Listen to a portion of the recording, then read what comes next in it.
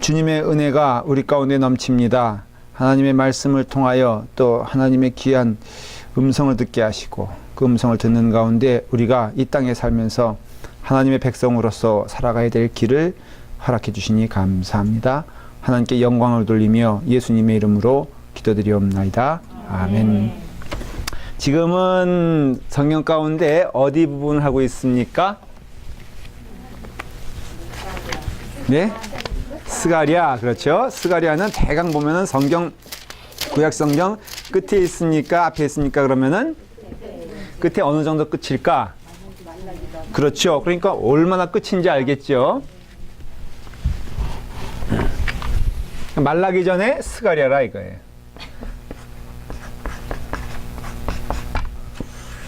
이 스가랴 하면은 그러니까 이제 성경을 이렇게 좀 종합적으로 우리가 그림을 그려볼 필요가 있다고 한번 말씀을 드렸죠.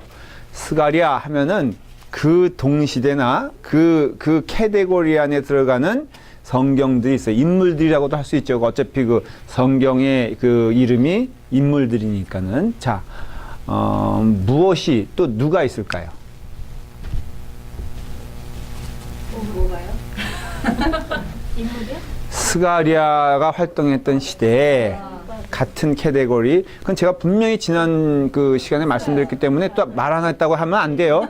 이 사람들이 아주 딱 잡았다는 그 에레미야, 에스겔? 나 또 이런 얘기 처음 듣는데. 가만 계세요. 예, 저기.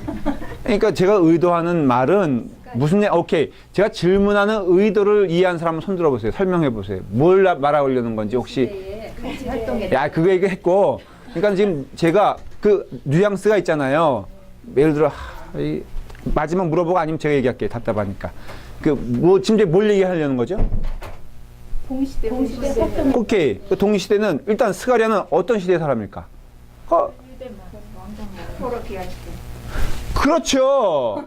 이영애쌤 지금 알고 얘기한 거야? 아니면 한번 찔러본 거예요? 알고 얘기한 거예요. 오케이. 제 의도가 그거예요. 포로 귀한 시대. 그러면 제가 분명히 지난 주간에 다시 한번 강조하는데 말씀을 했거든요. 그때 포로 귀한 시대에 말할 수 있는 선지자들이라든가 그런 사람들이 있다 이거죠. 그러니까 아무나 예레미야 막 갖다 붙이면은 그러면 아예 그냥 아브라함을 갖다 붙이지. 자, 오케이. 이렇게 질문이에요. 답을 한번 해보세요. 누구? 그렇지. 할게. 에스라, 느헤미야, 다니엘이 맞는 것 같은데 다니엘은 여기에 들어가질 않아요. 예, 그렇잖아요. 다니엘은 포로 시대 때 사람이지 포로 귀환의 사람과는 연관이 없어요. 그렇죠. 그렇게 나와야지. 그러니까 여기 저 사모님은 그냥 막 일단 해보고 그 다음에 저기 하는 느낌이 드는데 오케이. 요거 이 사람이에요. 스가랴, 학개, 에스라, 느헤미야, 수르바벨 이렇게 돼 있어요. 근데 여기 다 특징이 있어요. 자, 요 그룹은 묶을 이렇게 필요가. 이거는 성경의 이름은 아니에요. 그렇죠? 여러분 수르바벨 한번 3장 펴보세요. 없어요. 벌써 여기는 움찔하면서 필려고 지금. 그러니까 느헤미야 20장 15절 한번 펴보세요. 이렇게 말할 수는 없잖아요. 그렇죠? 유다서 3장 1절을 이러면 어떻게 돼?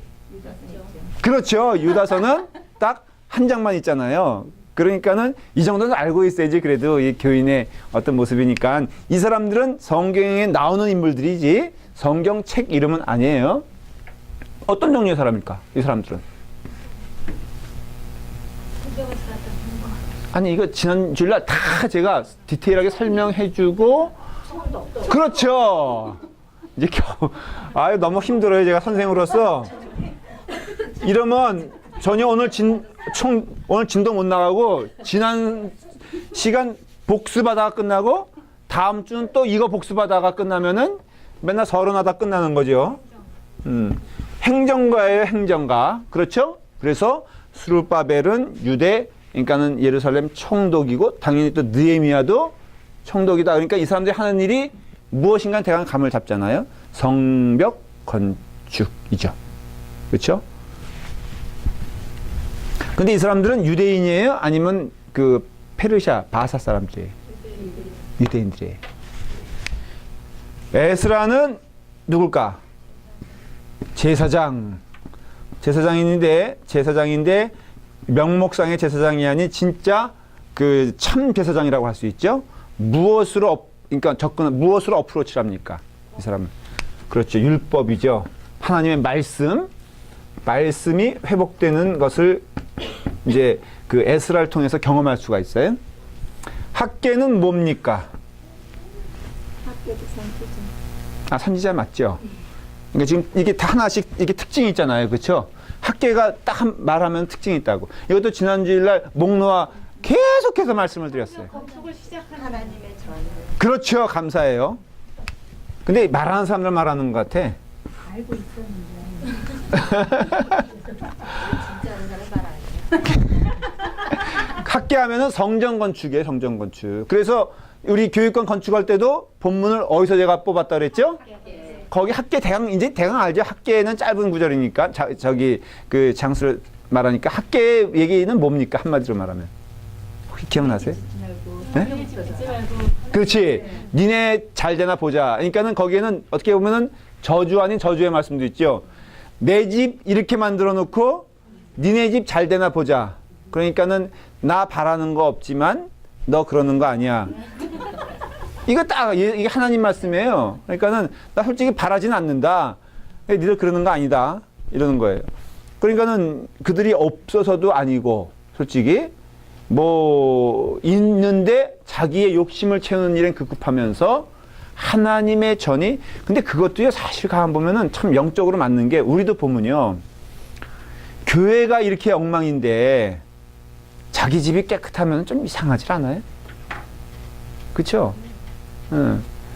여기는 그렇게 이렇게 기름때가 떨었는데 자기 집은 그렇다 하면은 정말 좀 이상한 것 같기도 해.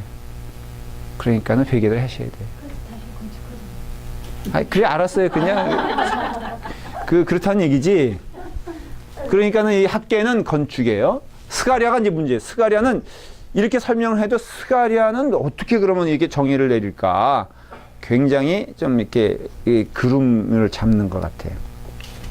스가랴는 또 다른 캐테고리를 말하면은 다니엘급이에요. 다니엘급.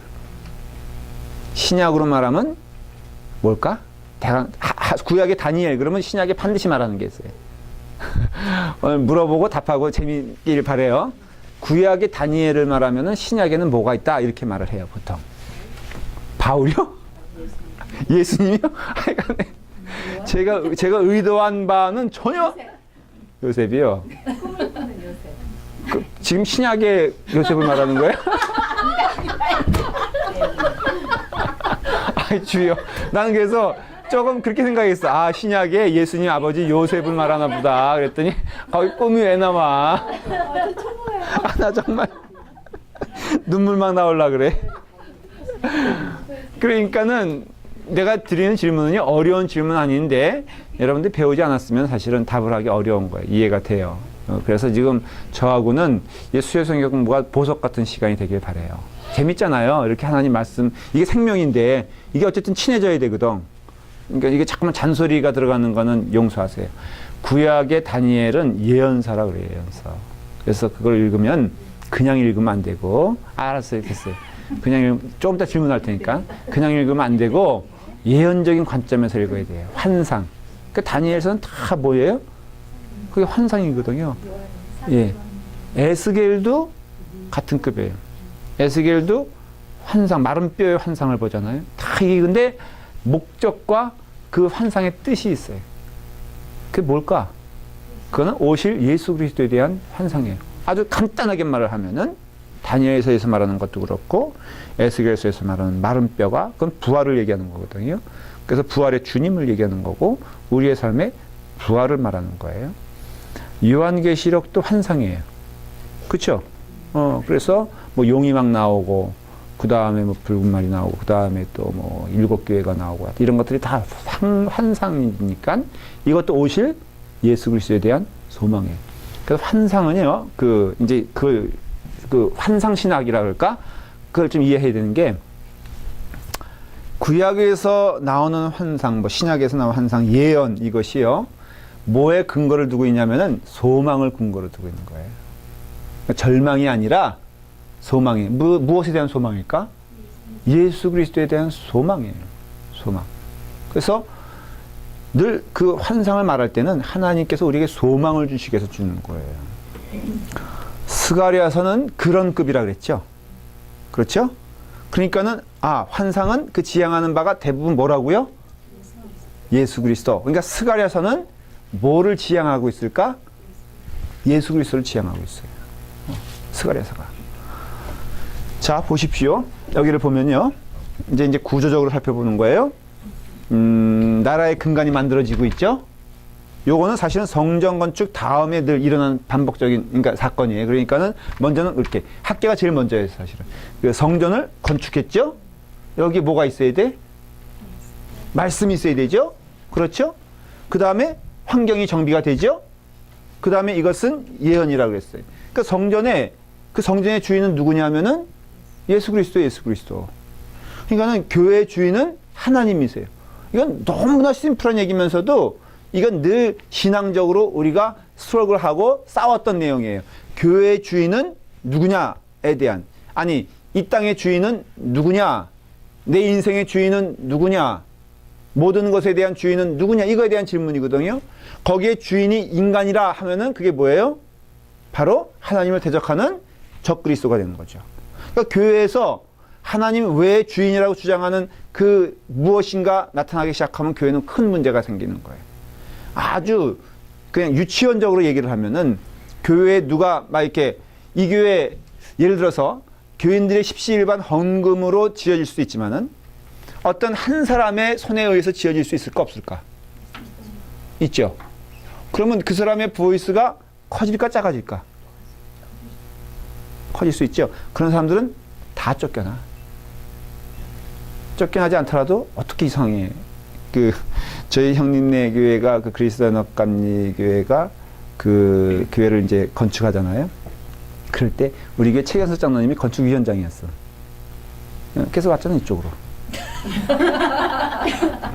우리 형님 거기서 그거 다 쳐놓고 혜택도 못 받고 LA로 왔다고요. 무슨 걸로 가시요? 아니 권사님. 고작 교육관 정도 가지고 내 쪽보기 하겠어 하나님이. 그 정도 본당 져야지. 응? 그러니까 우리 준비해야 돼. 우스갯소리지만은 진지하게 생각해야 될. 그렇다고 제가 떠나겠다는 것도 아니고 뭐 최정근 장로님 내쫓자는 얘기도 아니에요. 근데 보십시오, 너무 웃기잖아요.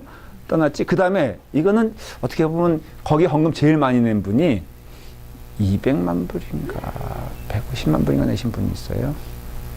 그냥 이거는 우스갯소리로 들으세요. 그분은 라스베가스 가 있어요, 지금. 그러니까 어떻게 보면은 다 하는 거야. 이건 진짜 우스갯소리라고 했어요. 절대 뭐 그분들이 잘못했냐. 우리 형님이 들으면 큰일 나지, 이거. 그렇지만은 교회의 주인은 사람이 될 수 없다라는 거는 정말 분명한 진리가 돼야 돼. 여러분들이 헌금을 얼마나 했든, 여러분들이 어떤 업적을 나눴든, 교회의 주인은 하나님이세요. 그래서 그것들이 늘 조심되어져서 나와야 돼요. 이게 바로 스가랴를 통해서 볼 수 있는 거예요. 스가랴는 환상이에요. 쉽게 말하면 다 전체가. 그래서 스가랴서는 특별히 뭐 에스겔처럼 그렇다고 해서 뭐 마른 뼈가 일어난 사건도 없고 그러니까는 내용이 어렵고 재미가 없어. 그렇기 때문에 이거는 그냥 어떻게 보면 스가랴 혹시 읽어본 적 있어요? 아마 통도 가면 제일 핫 아이템은 창세기일 거야. 왜냐하면 연초에 시작하는 건 창세기니까. 그리고 요한계시록도 그래 한번 해보자 하고선 끝에 하면은 다 한 것처럼 생각이 돼서 스가랴는 또 구약의 말이에요, 말. 그러니까 구약의 말은 재미가 없거든. 이런 문제가 있어요. 그래서 스가랴는 성전 안에 나타나는 쉽게 말하면 예수 그리스도에 대한 이야기예요.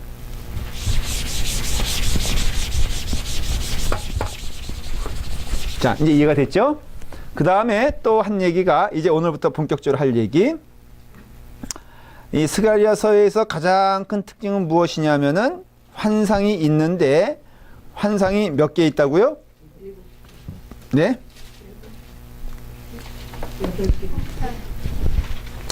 1장부터 6장까지는 8개의 환상이 담겨져 있고 7장부터 8장까지는 2개의 설교로 되어 있고 9장부터 14장까지는 하나님의 신탁이라고 그러죠. 하나님의 그러니까 임재하심의 그런 말씀으로써 하나님이 자신의 아들을 통하여 주시는 영적 기회를 말하고 있어요. 그러니까 사실 여기서 메인은 8개의 환상을 이제 이해하는 거예요. 그것도 단순하게 생각하시면은 그 8개의 환상은 곧 누구를 지향하고 있다? 예수 그리스도를 지향하고 있다라는 것을 알 수가 있어요. 다음부터는요, 우리 이현식 목사님이 나에게 아주 피곤한 그 사명을 주셨는데, 그 시청각교제를 이용해라 하는 압력을 제가 많이 받아요. 이고든 장로님 같은 경우는 노골적으로 저에게 이제 이거 찍찍 해가지고, 좀 교인들에게 이것도 하면 얼마나 좋을까. 사주세요. 여기 보이스를 이렇게 하면은 글자가 이렇게 춤추고. 진짜 보이스였어요? 그거 우리가 한 거 진짜 그거야? 아니지. 그렇지. 아니요. 봤잖아요. 여러분들. 저도 보고 여러분들 봤는데. 살짝 눌러주신 거 아니었어요? 그렇게 교인들이 그냥 야가서 그냥 순수하게 믿어요. 내가 진지하게 그 다음에 끝난 다음에 저기 호텔 가가지고 나 하나 다오. 너는 서울 가서 살 수 있지 않냐. 그랬더니 씩 웃으면서 그거 다 뻥이야. 전 진짜 맨 처음 믿었어. 집사님 무슨 얘기 한지 알아? 이게요. 이렇게 이제 비디오 프로젝트에 글자들이 나와요. 그런데 교인들의 믿음이 있어 소리 꽥 지르면은 그게 춤춘다는 거야. 이게 처음에 쫓게 하니까는 움직이지도 않잖아. 그 다음에 하니까, 예? 목사님 진짜 믿으셨어요? 전 정말 믿었어요. 왜냐면 좀 다르게 보이더라고, 앞에 그게. 이렇게 마이크가 있는 것 같고. 진짜였는데? 나만 믿었구나. 그래가지고 하여간에 앞으로는. 근데 요걸 그렇게 보여주면 참 좋을 텐데, 오늘까지만 그러면은, 이렇게. 1장 8절부터 17절까지는요, 제가 그냥 여기다 쓸게요. 용어는 뭐 그냥 화석류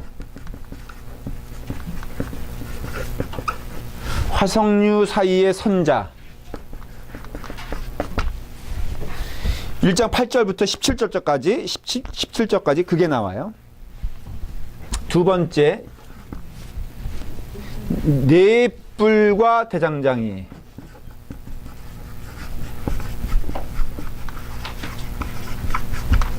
이거 나와요. 이건 뭐 나중에 설명할 거니까 그냥 기억만 해주세요. 안 적어놔도 돼요. 청량줄을 잡은 사람. 청량줄은 뭔지 알죠? 청양고추가 아니라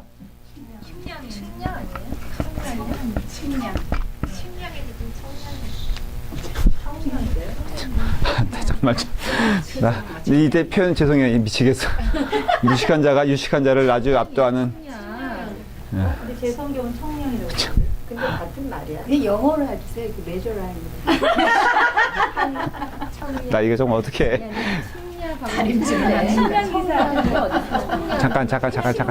잠깐. 너무나 유식. 측량이란 말은 절대 안 써요. 측량줄이란 말은. 성경책에도 측량이에요. 다. 어디 줘보세요. 성경은 청량이에요, 목사님. 저도 여기 개혁개정이 측량이죠. 측량이라 그러지 청량이라 청량이라 안 그래요. 그때 제목은 청량으로 돼 있고 여기는 말씀에 여기도 측량이고. 청량이라고 돼 있어요. 아유. 근데 청량이에요. 똑똑한 교인들하고 살려니까는 아니 피곤해 죽겠어. 들어오나 나. 에이, 제가 얼른 축할 때 그 축자. 알겠어요. 얼른 찾아드릴게요. 척은요, 한 척, 두 척. 그런 뜻이에요. 아시겠어요? 내가 꼭 이게 꼭 이렇게 꼭 장로님 앞에서 내 이런 초한 모습을 보여야 되겠어? 척은요, 한 척, 두 척 하는 거예요. 측은, 그게 무슨 측간 측교자장가?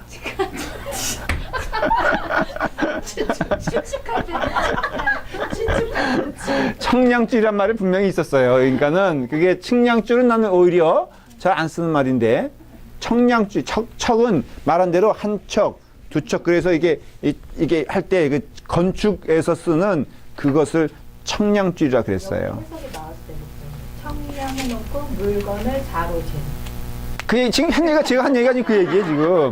청량이 맞다고 얘기하는 거예요. 메이저란 뜻도 그런 척이고, 그게. 조금 의미가 조금 달라요. 같이 보니까 같은 그 레이저 하는 건데 청량은 건물을 세울 때나 헐 때 이렇게 하는 걸 말하고 측량은 근데 측량은 되는 거, 매저하는 거. 저기 봐 청량줄이라고 돼. 개혁개정은 청량줄이라고 돼 있잖아. 그러니까 측량법은 근데 하여간 본질하는 거 가지고 지금 우리가 시간을 계속 끌고 있는 거 알고 저의 강의를 지금 계속 방해하는 거 알죠? 근데 측량이 뭐예요? 그러니까 뭐가 만든다는 거예요? 그러니까 청량하고 측량을 조금 그 같이 이렇게 레이저 하긴 하는 건데 조금 혼용해서 쓰나 보다, 그죠? 저는 오히려 청량줄로 알고 있었어요. 왜냐하면 옛날부터 어릴 때부터 청량으로 배운 게 이게 오리지널 성경에는 청량으로, 이건 아마 새 번역 뭐 이런 식으로 되는 것 같아요. 그런데, 저는 오히려 측량이란 말보다는 청량줄 이렇게 들었던 것은 제가 어릴 때부터 믿음 생활했으니까. 네. 그래서 청량줄을 잡은 자에 대한 얘기고요. 그 다음에 네 번째는 대제사장을 위한 아름다운 옷. 그 타이틀을 지금 말하고 있어요. 대제사장을 위한 아름다운 옷. 다섯 번째, 순금 등전대와 두 감람나무.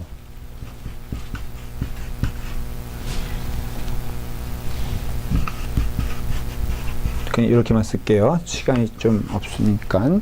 여섯 번째는 날아가는 두루마리. 네, 두루마리. 요것만 기억하시고요. 내 설명을 다 할 거니까는. 에바 속의 여인. 뭐 어때요? 이 노래 제목 같지 않아요? 그 다음에 마지막은 네 병거. 네 병거 이렇게 되어 있어요. 자, 이제 이것이 1장 8절부터 6장 8절까지 이루어지는 거예요. 그러니까 1장 8절부터 6장 8절까지 제가 반복할 거니까 이건 뭐 굳이 여러분들이 안 써놔도 다 이제 기억하게 될 거예요. 이와 같이 이제 이런 구조로 되어 있는데 그 영문학에서 말이에요. 결론은 어디에 있습니까? 영문학? 영문학에서요? 네. 보통 문학, 뭐 명문학이 문학이죠. 주어는 앞에. 결론은 저 마지막 전 너무 쉬운 질문이었는데 제가 지금 당황하고 있어요. 왜냐면 서론, 본론, 결론은 어디 있어요? 맨 나중에. 박선일 자 여기 오니까 약간 그 학력이 낮아지고 어떻게 보면 전우와 같은 수준이 되죠. 아니 결론이 어딥니까? 그러면은 당연히 마지막이지 무슨 결론이 앞에 있어. 영어할 때 중요한 말. 영문학이 원래 서론, 결론, 본론은 아니 우리는 문장 형식을 갑자기 떠올려갖고 주어. 결론은 마지막이야, 목사님 말. 그렇죠. 결론은 마지막이지. 아니 상당히 당황스럽네. 그래서 뭐 두괄식, 미괄식 이런 것도 있잖아요. 근데 결론하면은 마지막이잖아요. 이게 문학적인 형태인데 이게 사실은 히브리 문학에서 온 거거든요. 그래서 히브리는 서론이 있고 본론이 있고 결론이 있어요. 그러니까 환상도 그렇게 따지면은 그 마지막 환상이 결론이다 이렇게 이해할 수 있잖아요. 근데 그렇지 않은 경우도 있다는 거예요. 이렇게 사다리꼴 모양처럼 이렇게 뾰족이 삼각형 모양처럼 이렇게 가서 가운데가 오히려 정점인 것이 있을 수 있어요. 문학적인 형태에 있어서. 저는 솔직히 히브리 문학에 대한 정통함은 없어요. 그렇기 때문에 이것은 제가 그냥 그 이해한 대로만 설명하는 거예요. 그래서 이 예언서, 이 예언의 8가지 예언은 정점이 어디냐면은 네 번째와 다섯 번째예요. 그러면은 네 번째와 다섯 번째는 뭐다? 대제사장과 그 다음에 승금 등잔대와 두 감람나무. 아, 지금 누구를 지향하고 있다?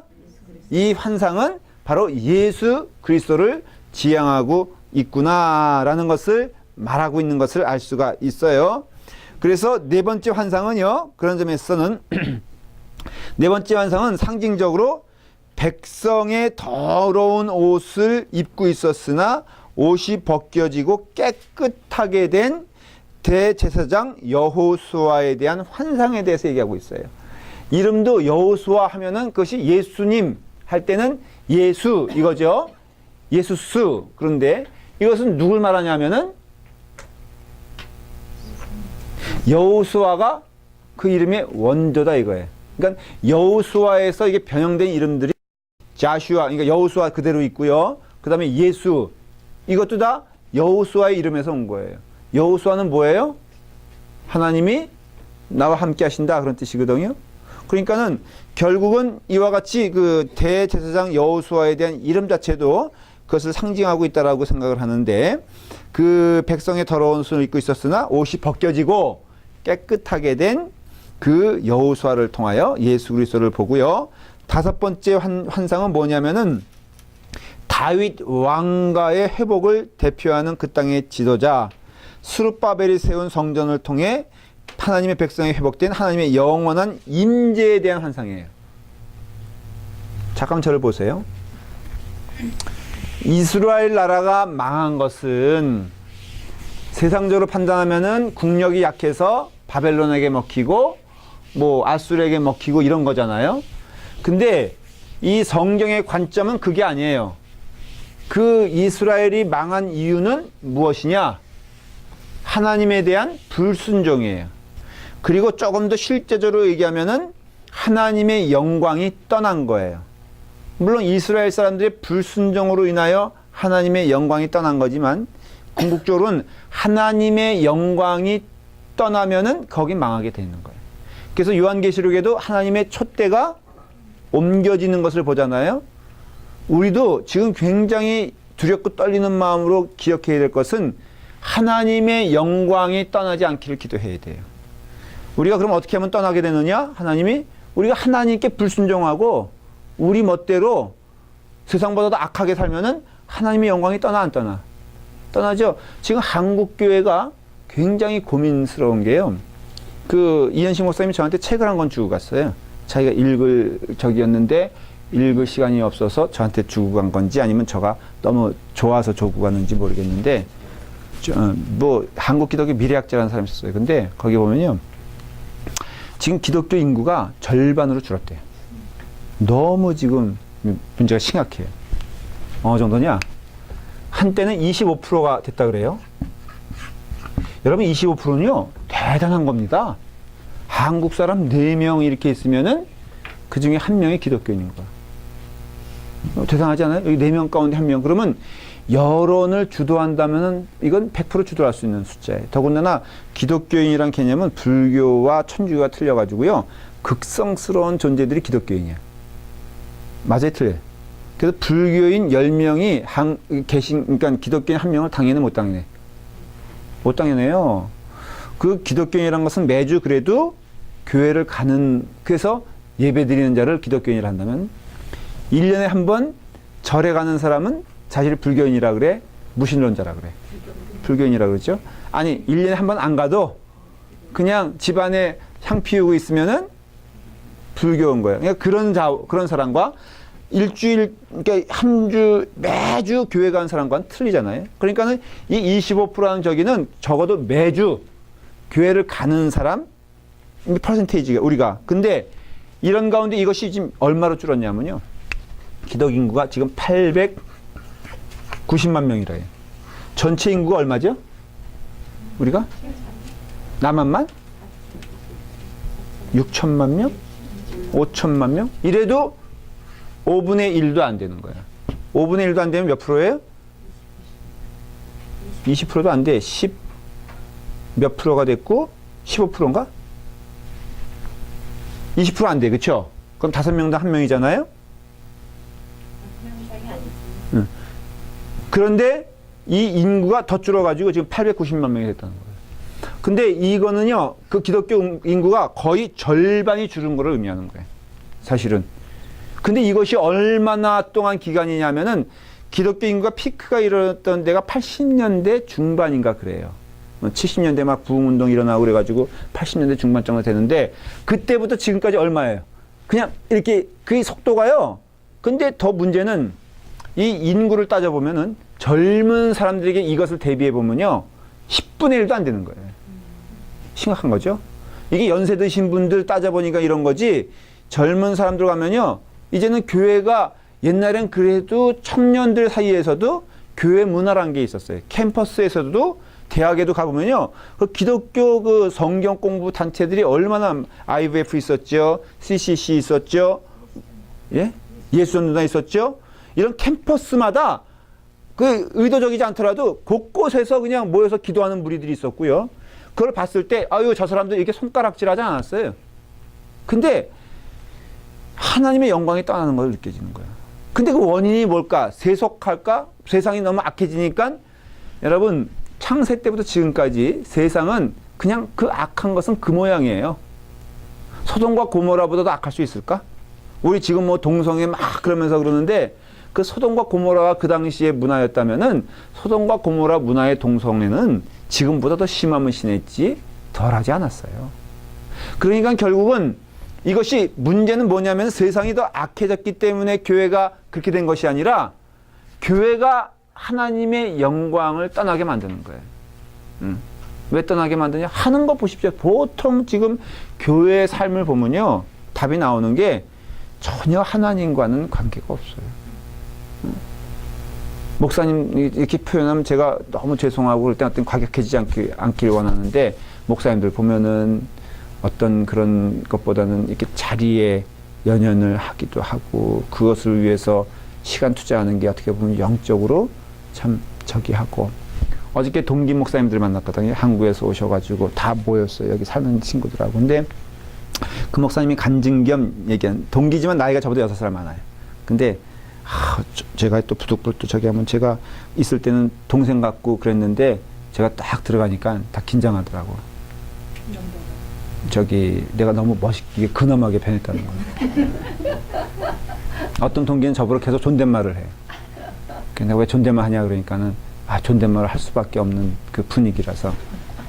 근데 그 목사님이 6살 형님이지 내 형님 그랬으니까 6살이니까 뭐. 근데 그분이 그런 얘기를 하더라고요. 자기가 목회 슬럼프를 겪었다는 거예요. 겪어서 다 싫더래. 응. 그래서 기도를 하는데 이런 하나님의 음성을 들었다는 거예요. 너는 너가 사역을 위해 존재하는 자가 아니고 하나님을 위해 존재하는 자가 아니냐. 근데 네가 지금까지 뭐 했느냐. 굉장히 열심히 했는데 네가 사역을 한 거지 나와의 관계를 형성한 건 아니지 않냐. 그래서 그 목사님이 그때 회개했다는 거예요. 은혜를 받았다는 거예요. 근데 너무 똑같은 얘기가 저도 마찬가지예요. 저도 하나님과의 관계가 형성되지 않으면은 이거 무슨 소용이냐 이거. 내가 하나님과의 관계가 은혜롭지 않으면은 이게 무슨 의미가 있냐는 거예요. 근데 그건 성도들도 마찬가지거든요. 성도들도 여러분 뭐 여기 보면 다 하나씩 있어. 여선교회 회장 있고 뭐 영성사역부장. 그 영성사역부장이면 우리 영성 가운데 제일 높아야 되는데 질문이 되잖아요. 여기 주일학교, 주일학교 애들 잘 관리하면 뭐해? 한글 잘 가르치면 뭐하냐 이거. 여기 주의자 참 우리 고군분투하잖아요. 우리 교회 같은 수준의 저런 음악을 들려주는 거는 그러니까 칭찬받을만 하지, 그렇죠? 근데 음악 잘하면 뭐하냐 이거예요. 저기 또 미니자면 애 키우는데 애 키우면 뭐하냐 이거예요. 저래서 10명을 낳는다 한들. 물론 목사님은 칭찬 10명만 놔줘 그래요 제발. 그럼 내가 칭찬해 줄게. 얻고 다닐게. 뭐 여기 다 김봉호 집사님 여기 밥을 해대는데 말이야. 밥을 해대면 뭐하냐 이거예요. 우리 다 고민이에요 사실은. 우리 장로님은 장로님으로서 장로님이라 그러면 어떤 때는 이게 뭐 계급도 아닌데 엉뚱한 일 벌이고 뭐 사역 하나 했다고 참 그것 때문에 만족해가지고 예배도 빠져먹고 말이에요. 이러면 안 된다 이거예요. 그러니까 우리가 모두가 다 이 관계가 형성되지 않으면은 안 되는 거예요. 하나님 영광이 떠난다 이거예요. 그래서 지금 이게 지금 뭐냐면 이 스가랴서의 예언은 뭐냐면 그 영광이 돌아오는 걸 말하는 거예요. 하나님을 전적으로 의지하는 자.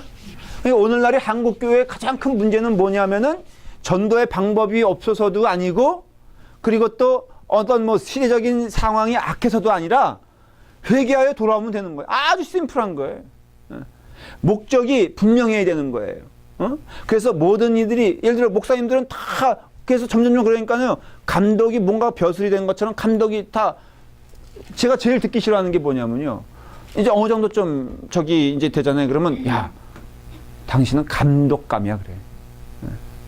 그리고 뭐 감독 회장감이야. 그건 아닌 거거든요. 저한테 비해서 예를 들어서 뭐 저한테는 감독하라는 사람 없어 너무너무 감사해. 예. 감사한데 그런데 이게 참 조심스러운 게 우리가 어느덧 이렇게 변하면 안 된다는 거죠. 근데 변했다는 거예요. 그래서 문제가 된 거예요. 그래서 어떤 문제가 있냐? 하나님 영광이 떠났다는 거예요. 그럼 이 영광의 회복은 어떻게 되느냐? 간단해. 회개하여 하나님을 하나님 그 자리에 모시고 그 영광을 위해서 우리가 사모하면 되는 거예요. 그러니까는 바벨론 그 침략 전에 하나님 영광이 떠났잖아요. 그렇죠? 여러 가지 일들을 통해서 결국 예레미야 시대 정도가 되면은 그 이스라엘 성전에는 이미 하나님 떠나고 더구나 무서운 건요. 말씀이 없어졌는데 말씀이 없어진 것도 몰라 이스라엘 사람들이. 요시아가 그래서 먼지구덩이에서 그 말씀을 찾아내지 않습니까? 그러니까 교회가 아닌 거야. 그럼 어떻게 됐냐? 뻔해요. 그때 당시에 그 교회상은 어떤 모습이냐면요.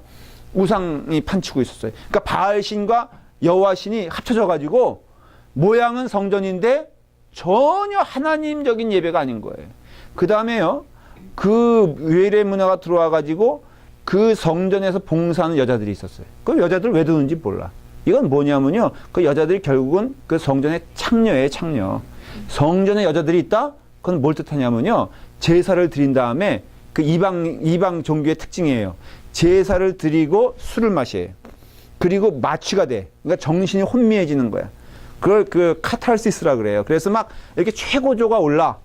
그러면은 그 난잡한 가운데 반드시 누가 끼냐면 여자가 끼는 거예요. 그래서 그 세상의 어떤 그 잡신의 특징이 뭐냐면요. 남녀 간의 합일이 완성이라고 믿는 거예요. 이거 좀 어려운 얘기인데 그래서 이렇게 그 하늘과 땅이 결합해야지 풍성을 이루는 거예요. 바알신과 아세라신이 있잖아요.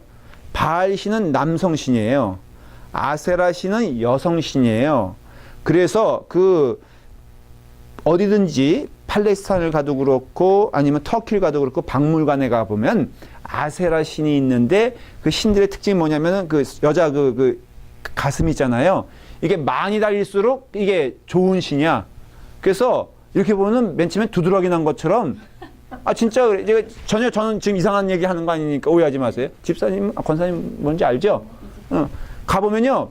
이게 많이 달릴수록 이게 능력 있는 신이라 그래서 막 30개 어떤 때는 후하게 주면 한 50개 그래서 막 이게 두드러기 난 것처럼인데 그게 아세라 신이에요. 그러면 바알 신은 남근을 남성의 를 상징해요. 그래서 바알 신과 당연히 아세라 신이 결합을 할 때 비가 내리는 거야. 이게 이거 어떻게 할 수 없어 설명을 해야 돼. 이게요. 창세기부터 여태까지 내려왔던 신의 개념이에요. 그리스 로마 신화에도 보면은 남신과 여신이 있잖아요. 그러니까는 남신과 여신이 결합할 때에는 비가 내리고 대지가 촉촉해지고 작물이 자라나서 풍요를 이룬다. 이게 그 소위 이방신의 패턴이야.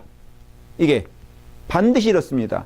그래서 왜 하나님이 이스라엘 사람들에게 광야 40년 생활을 통하고 가나안 땅에 갔을 때 그 가나안 민족을 멸절하라고 했냐면은 그 가나안 문화가 하나님의 문화가 아닌 거예요.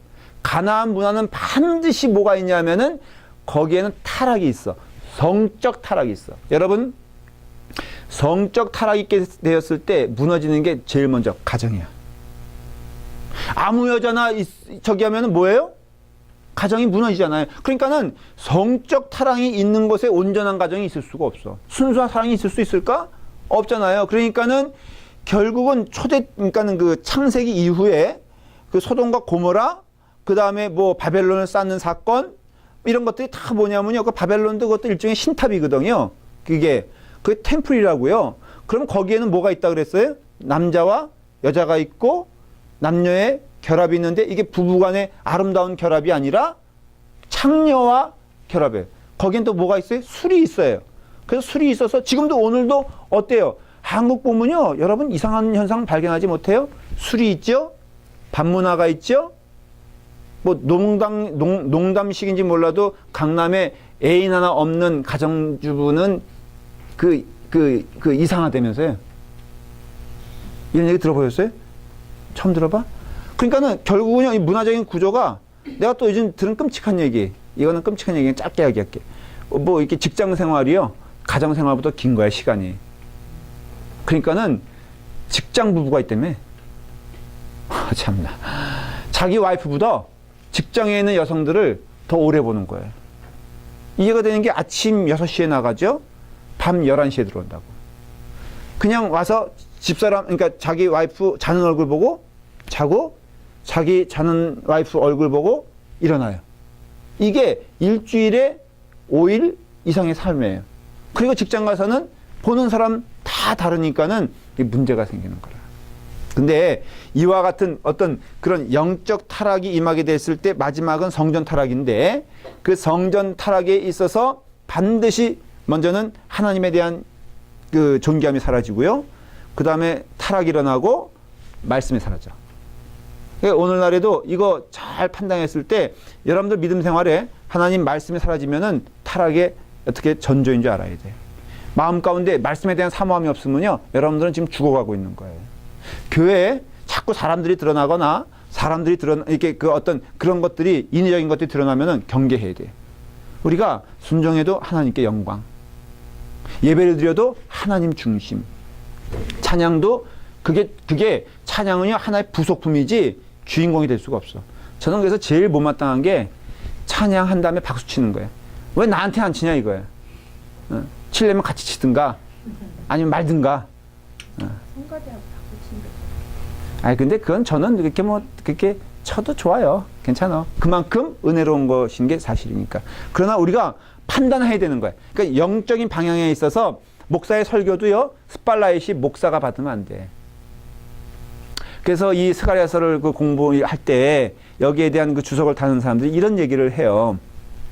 설교 시간에 말씀을 잘 전하고 앞에서 인사하잖아요. 이제 예배 끝나고 그럴 때 교인들이 그런다는 거예요. 은혜 많이 받았습니다. 그렇게 얘기하면은 여기서 주석을 쓴 목사님은 자기는 그렇게 인사한다는 거예요. 아, 그래요. 스가랴서를 통해서 은혜 많이 받으셨죠? 이렇게 말한다는 거예요. 아유, 감사해요. 이게 아니라, 왜냐면 감사할 게 없으니까 자기한테. 저한테 인사할 때요, 이런 분들이 있어요. 수고하셨습니다. 이런 분이 있어. 근데 저는 좀 해주고 싶은 말이 있어요. 수고했단 말 하지 말고 하나님 말씀 통해서 은혜 받았습니다. 그런 말 했으면 좋겠어요. 뭐가 수고야, 수고 이게. 그러니까 여러분들이 이게 왜 이런 얘기를 제가 강조하냐면요. 이게 지금 정확히 우리에게 지금 도전이 되는 거예요. 하나님께 영광 돌릴 거냐? 사람의 영광을 받을 거냐? 사람 쫓아갈 거냐? 그리고 말이 결국 마음의 투영이라면 이런 표현도 안 되는 거예요. 아우, 나는 우리 교회에서 자기 없으면 어떻게 믿음 생활하는지 몰라. 이게요, 망해가는 징조라니까. 여기는 수요 성역 공부는 다 그럴 것 같아. 괜찮은 것 같은데, 권사님은 누구 의지하는 사람 없죠? 뭐 이렇게 누구 때문에 뭐 이렇게 교회 나오냐 안 나오냐 이런 것도 없고. 제가 여러분들 믿지 않아요. 제가 그런 얘기했더니요. 누가 그랬더라? 아, 맞아. 최혜교 권사님 그랬다. 저 눈을 빤히 보면서 저도 목사님 믿지 않아요. 딱 그러더라고. 저는 그렇게 말할 수 있어도 여러분들 그렇게 말하면 안 되지. 아니 믿지 말라고 그러셨잖아요. 아, 물론 그렇게 말을 했지만은 어떻게 내 눈을 이렇게 따뜻하게 보면서 저도 목사님 안 믿어요. 그렇게 얘기하냐 이거야. 안 믿어요. 안 믿어? 최혜교 권사님 저를 믿죠, 걔도. TD 때문에. TD까지만. 그래서 이게 행복한 교회예요. 저는 그래서 저를 어떻게 대해달라 그런 요구도 없고요. 저는 그냥 저를 방목하셔도 돼. 다만 추수감사절 때는 배 한 상자라든가 사과 한 상자는 내가 받겠어. 그렇지만은 저는 제가 양식권 얘기하는데 과도한 아니면은 저에 대해서 그냥 하나님 말씀 잘 전하고 은혜 받으면 돼요. 저는 소모품이에요. 저는 그런 말을 오히려 좋아해요. 저는 그냥 제가 약속된 은퇴하는 시간까지 하나님 저를 사용하시고 그 다음에 천국 가면 되지 뭐나 그냥 거기에 쓸모 있든 없든 게 무슨 상관이야. 은퇴하면, 그리고 은퇴하면은 쓸모 있어도 문제야 보니까. 어떤 분은 그래요. 이제 목회할 만하니까 은퇴한다.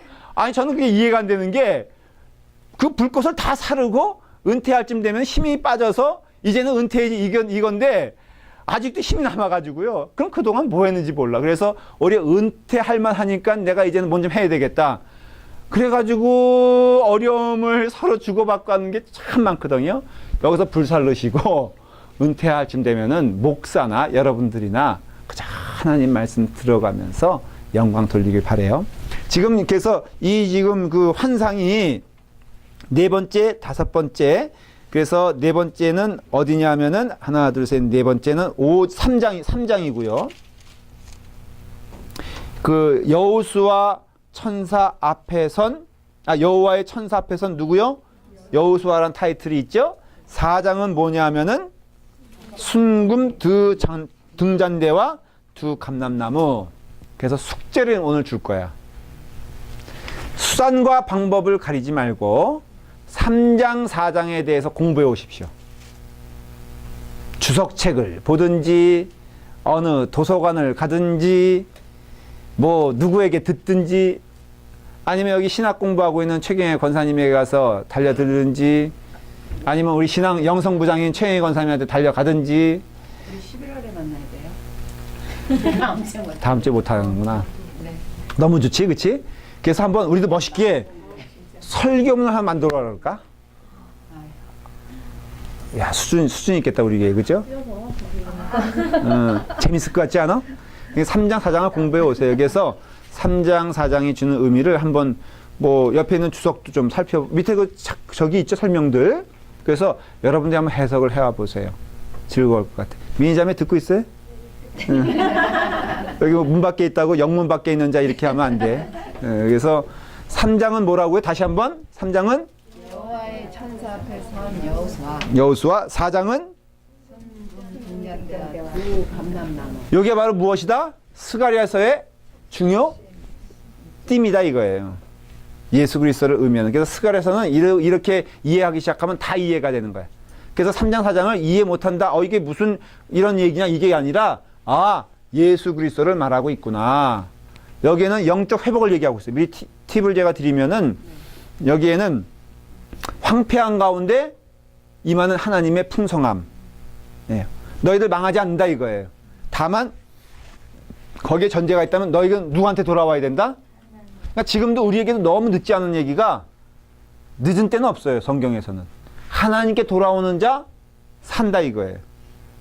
십자가에 달려있는 강도가 예수 그리스도 맞는 5분이 그의 인생을 살렸던 것처럼 하나님께 돌아오는 자 산다 이거예요. 그래서 이건 환상은 말한 대로 절망을 말하는 게 아니라 어두움 가운데 빛을 얘기하고 있고 그리고 절망 가운데 소망을 얘기하고 있고 그리고 풍랑 가운데 밝은 하늘을 말하고 있다는 것을 성경은 지금 말해주고 있는 거예요.